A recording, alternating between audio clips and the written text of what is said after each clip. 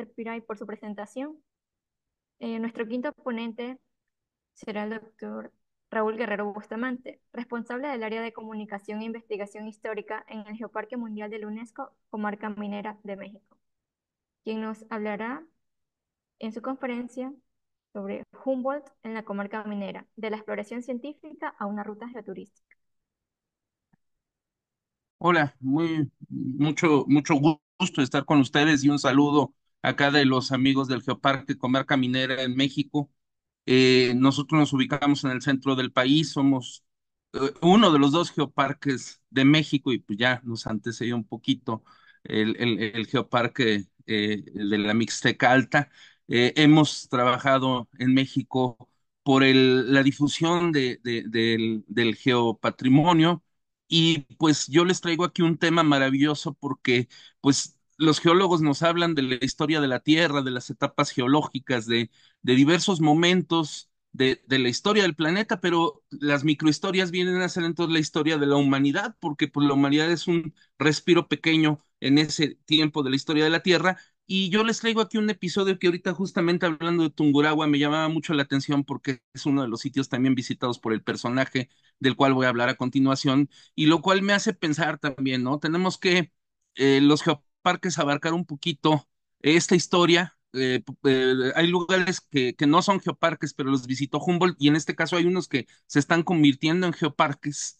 Humboldt subió a la Aconcagua, habla de todas estas regiones, porque como es una tierra de volcanes, Ecuador, pues era un territorio muy atractivo para él. Pero bueno, ahorita les cuento un poquito más a detalle. Eh, pues vamos a hablar un poquito de quién fue Humboldt, de este viaje por América, el recorrido en nuestro geoparque Comarca Minera y la exploración actual que hemos hecho del sitio. Humboldt, si ustedes ven este mapa hizo varias cartas más profesionales. No se habían hecho cartas geográficas como las que hoy conocemos, que hoy en día pues son muy fáciles de entender, pero antes pues las habían hecho navegantes. Les recuerdo que la época de Humboldt es el siglo XIX. Entonces las tecnologías iban avanzando poco a poco, no como ahora que los saltos tecnológicos son inmediatos. Entonces México empieza a tener el gran beneficio de la investigación científica de un personaje docto, sabio.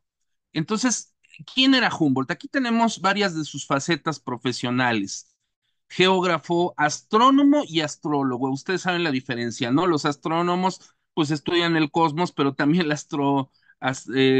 astrología estudia los signos zodiacales y todo eso. Bueno, era algo muy en boga en esa época. Climatólogo, botánico, escritor, porque todos los científicos tienen que convertirse en escritores. Era dibujante y grabador, desde niño había aprendido esas disciplinas. Botánico, estudiaba los animales y las plantas, especialmente los animales, los pájaros. Entonces, las pasiones son interesantísimos en el personaje. Si todos recuerdan un científico del siglo XX en Albert Einstein, seguramente, pues en el siglo XIX el científico más recordado es Humboldt. No por grandes logros, también se los voy a decir, tuvo grandes logros en su investigación, pero más que nada fue inspirador de grandes logros. O sea, Humboldt llegó con su curiosidad a lugares donde él sabía que había un interés científico y luego otros científicos llegaron a consolidar lo que Humboldt había sospechado. Un caso muy concreto es, por ejemplo, un Humboldt famoso en Europa que de repente da una conferencia y esa conferencia llega Charles Darwin. Y Charles Darwin, interesado en lo que Humboldt había estudiado en América, pues viene también al continente americano a tratar de consolidar esa teoría que todos conocemos, ¿no? Entre otros científicos, pues Humboldt entonces, gracias a su capacidad económica de poder viajar y descubrir, inspira a muchos de ellos. Ahora era geólogo también, estudió geología y además Antonio Lorenzo Lavoisier había iniciado esta tarea de la tabla periódica de los elementos, y entonces iban los científicos y descubridores aportando cada vez más descubrimientos para integrarlos a la tabla. Entonces le toca ese momento interesante, pero bueno, entre otras cosas, entonces aquí tenemos algunos datos biográficos sobre Humboldt. Él nace el 14 de septiembre de 1769 en Berlín. En ese tiempo es Prusia, todavía no existe el Imperio Alemán, ni mucho menos Alemania como república, pero es de algún modo una zona muy poderosa el Imperio Prusiano. Y pues él es descendiente de una familia noble, pero a ver, es un momento interesante de la historia de Europa. En Alemania se vive el romanticismo alemán, pero también en Francia se vive el liberalismo, ¿no? Y entonces esos gérmenes de pensamiento y el desarrollo científico que se da en Francia y en Alemania, pues hacen que Humboldt sea un hombre muy completo, como lo acabo de decir. No lo estoy entronizando, la historia ha hablado mucho de Humboldt, nos ha mostrado a un personaje que a lo mejor yo no hablaría de alguien que debe estar en el trono de la ciencia, aunque hizo muchos aportes científicos, pero sí es uno de los más grandes aventureros, como el Capitán Cook, que recorrió buena parte del mundo en barco, o personajes que de ese modo, por la curiosidad científica, y con esa pequeña semilla del método científico, podían encontrarse con descubrimientos científicos, ¿no? Se habla, por ejemplo, de que llega a Venezuela y tratan de ver los efectos, él y su compañero Bonpland, los efectos de las anguilas eléctricas. Entonces agarran una anguila eléctrica y la están tocando para ver hasta cuánto aguantan del choque o la descarga eléctrica que les hacen estos animales, ¿no? Son intereses científicos, pero que para el tiempo, pues hay que hacerlos de esa manera y desde luego no solamente hay que experimentar o diseñar experimentos, sino también documentarlos, ¿no?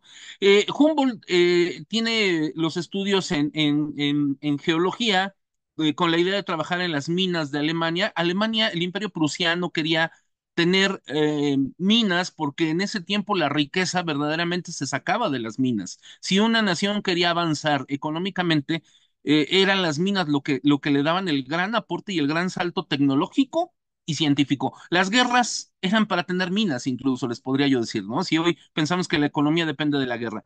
En en naciones como, bueno, el Reino de España pues tenía las minas en América, entonces ya se imaginarán toda la plata, todo lo que salía de América y que iba a enriquecer las grandes fortunas europeas. Entonces, ese era el interés por el cual él llega a estudiar minas, luego recorre Alemania, recorre hacia Francia, le toca la Revolución Francesa en su momento y llega a España, donde además en Francia había conocido a Aimé Bonpland, que se hace su socio, se vuelven muy amigos y piden permiso al rey de España para poder hacer un recorrido por América. Y lo interesante es que el rey de España les da permiso de llegar a cualquier lugar o a cualquier palacio, biblioteca, archivo, o sea, tienen un pasaporte muy poderoso para poder visitar América. Y además el compromiso que tiene Humboldt y Bonpland de que toda investigación científica sea compartida con el Reino de España. Entonces,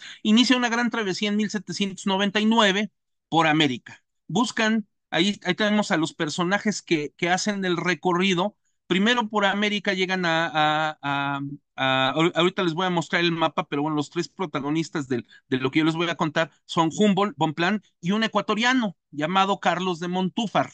Desde luego ahí lo conocen en Ecuador. La historia de Carlos de Montúfar, brevemente se los digo, es muy interesante. Él es hijo de la nobleza ecuatoriana. Su padre era Juan Pío de Montúfar, que tenía pues grandes riquezas y que lo que buscaba era en Europa llegar a exportar la quina, la quinina, esta corteza que usaban los indígenas y que se sigue usando como remedio antiséptico, pero que la corona española no lo aceptaba porque pensaba que tenía que ver con la idolatría, con los rituales paganos que combatía la iglesia, pero que ellos sabían que era un gran producto y que para mala suerte, porque ellos querían tener el negocio de la quina, lo toman los ingleses, ¿no? Si ustedes ven, hoy hay un cóctel que se llama Gin Tonic, que se debe en parte pues a que llega de Sudamérica a Inglaterra y que además pues se utiliza para curar la malaria, la quina, pero pues luego le agregan alcohol y bueno, hoy se vuelve un cóctel. Pero bueno, Carlos de Montúfar y su papá luego,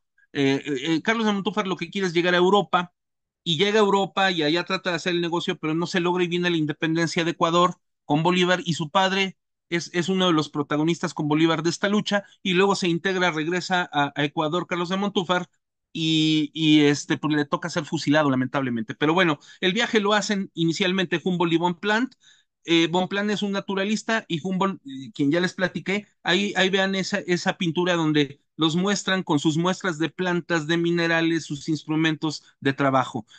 Ahí siempre andaba con el sextante, con el telescopio y con el barómetro, sobre todo para marcar las ubicaciones geográficas de los lugares que visitaban y las altitudes y latitudes. Ellos llegaron justamente a Ecuador. Bueno, vamos a ver un poquito el mapa de ruta. salen de La Coruña, pasan por las Islas Canarias, llegan a Cumaná, donde experimentan muchas cosas de Sudamérica, porque para ellos es llamativa Sudamérica. Muchos en Europa decían, no, pues, todo lo bueno es europeo, de América no llega nada, no tiene nada interesante América, simplemente un terreno ahí agreste, inexplorado. Cuando ellos no, ellos tienen la idea de que América tiene mucho que aportar al mundo, que ya no puede ser un lugar que después del llamado descubrimiento de América puede ser marginado, sino que llegan a entender que las rutas que hay hacia América deben de ser más intensas, deben de ser más entendibles para aprovechar lo que hay allá. El Imperio Español no aprovechaba todo lo que había en América y miren que la explotación fue tremenda. Pero bueno, están en Cumaná, les toca ver un movimiento telúrico por primera vez en su vida, conocen toda clase de especies, andan por el río, toda la faja del Orinoco, regresan por ahí, después de ese recorrido por Venezuela, van a Cuba y de Cuba encuentran un barco que los lleva a Cartagena, atraviesan Colombia, llegan a Ecuador y se maravillan con los volcanes y ahí se les suma Carlos de Montúfar, luego se van a Perú, también hacen unos grandes descubrimientos como las propiedades del guano, lo cual luego trae un desarrollo económico fenomenal para estos países. Les interesa subir el Aconcagua, que maravillosamente se quedaron a pocos metros de poder subirlo, fue muy difícil sin equipo.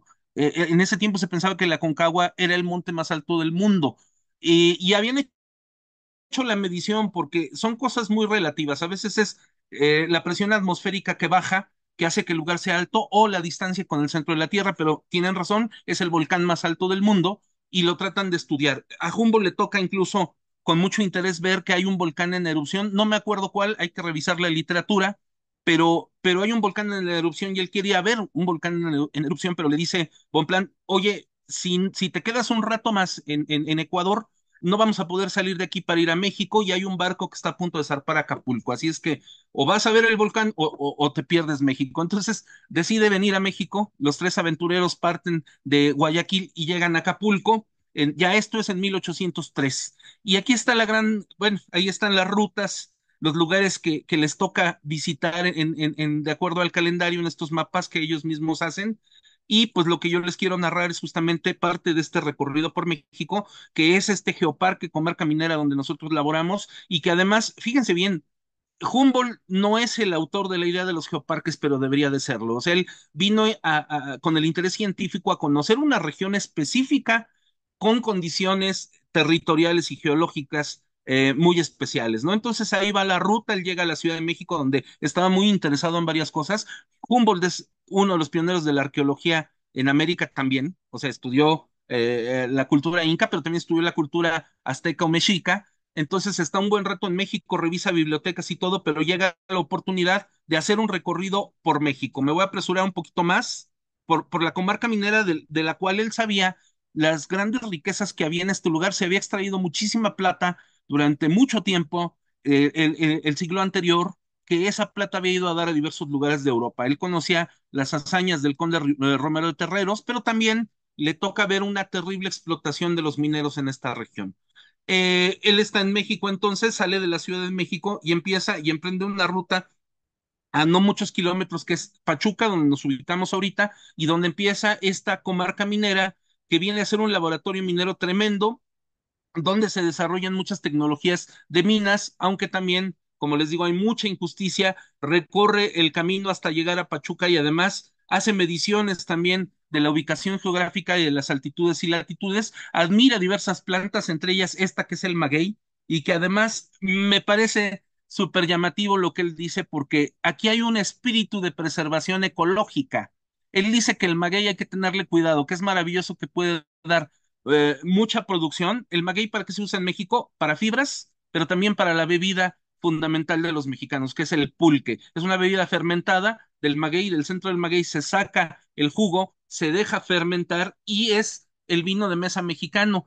Hay una región de Ecuador que también produce una bebida, y también en Venezuela está el cucuy, está el chaguar, que es el maguey en Ecuador, que fue una especie traída de México y que los pueblos indígenas preservan, el chaguar miski, el penco, ¿no? que son bebidas de la misma tradición, unas ya destiladas, ¿no? Pero bueno, Humboldt dice esto ahí en sus textos, ¿no? No lo leo para abreviar un poquito más de tiempo, pero habla de un espíritu de conservación ecológica y de la economía de los pueblos. Admira, o más bien admira extrañado, ¿no? De cómo las condiciones de trabajo en las minas son terribles, duras, crueles incluso. Vemos a hombres cargando, sobre todo hombres indígenas, cargando en la espalda costales de piedra o de agua, porque parte del trabajo de las minas es desaguar, sacar el agua para que se pueda explotar el mineral. Escaleras de muesca, que son unas cosas horrorosas que son escaleras de mucho riesgo, y esto existe en toda la América española. La explotación, el dolor, las bajas condiciones, las enfermedades, los riesgos. Humboldt propone sistemas de desagüe, como los que ya existen en la Revolución Industrial Inglesa, o mascarillas. Aquí a la derecha vemos unas mascarillas que él había inventado como para mejorar el trabajo en las minas. Pero dice, bueno, es terrible cómo se desperdician los esfuerzos y se desperdician los minerales. Recorre diversos lugares, entonces va a Real del Monte, visita diversas minas, conoce el distrito de Morán, que es un lugar donde encuentra un punto interesante donde se puede como quitar ese tapón del agua abajo de una serranía donde está la Beta Vizcaína para poder sacar el agua finalmente y poder explotar esas minas. Sorpresa, se logra, pero se logra unos 40 años después cuando llegan los ingleses. Los ingleses llegan aproximadamente 20 años después, les cuesta mucho trabajo, pero Humboldt es el precursor de una nueva tecnología que requiere traerse para que esas minas sean productivas de nuevo. Llega a un lugar muy interesante, que es la Sierra de las Navajas o el Cerro de las Navajas, que nosotros tenemos también en la comarca minera y que son geositios, que es de donde se saca obsidiana, que es un vidrio, un mineral no metálico, que normalmente, si ustedes lo ven, es de las más primitivas, de los más primitivos minerales utilizados para cortar o para hacer puntas de flecha. Y él admira que estas son minas prehispánicas y que ahí había un conocimiento pues de tecnología que parece de la edad de piedra, pero muy útil para los pueblos mesoamericanos. Visita Santa María Regla y ustedes van a ver que en sus libros aparecen estas gráficas, y esta es la joya de nuestro geoparque, que son los prismas basálticos, los dibuja, establece los orígenes geológicos de estos materiales, de por qué tienen estas caprichosas formas. Entonces, ahí tendremos también una oportunidad de lo que él reportó a Europa y que ustedes pueden visitar hoy, porque la intención de todo esto, de todos estos lugares que él refiere, es justamente que podamos recrear una georruta inspirada en los lugares que visitó Humboldt. Ahí hemos hecho últimamente un registro de estos sitios y un recorrido por diversos patrimonios culturales, materiales y naturales, donde Humboldt estuvo para hacer un trabajo científico, pero que hoy en día nos podemos regodear en diversos aspectos de geoturismo sustentable, porque no estamos hablando de meter aquí motocicletas ni de estas cosas que hacen tanto ruido y que alteran un poquito la paz tanto de la gente como de la naturaleza, para visitar diversos sitios que guardan esta historia y sobre todo nuestros geositios, que tenemos diversos geositios en el Geoparque Comarca Minera, son más de 30 y que nos permitirían recrear no solo la historia de la Tierra, sino la historia de nuestra civilización, nuestro patrimonio cultural y el aprecio que tuvo un europeo en su tiempo y que lo dio a conocer al mundo, ¿no? Ahí tenemos ese lugar del cual les hablo, que es en Santa María Regla, los prismas basálticos, y bueno, entre otros lugares que tendremos que eh,